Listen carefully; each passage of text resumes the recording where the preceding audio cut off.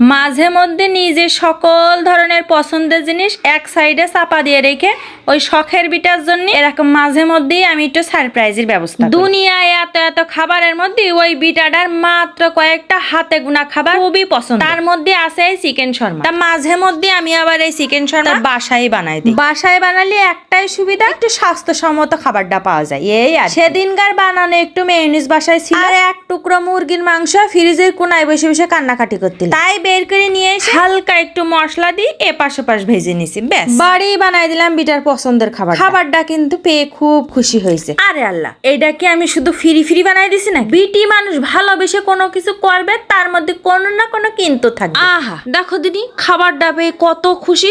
শোনো, বিটি মানুষ কষ্ট করে স্বইচ্ছায় যখন কোনো কিছু তোমার সামনে নিয়ে দেবে, বুঝে নিবা তারপরের দিন সে কিন্তু মার্কেটে যেতে চায়। আজ যদি তুমি এই ব্যাপারটা বুঝতে না পারো বা না বুঝার ভান করো, এর অ্যাকশনও কিন্তু আছে।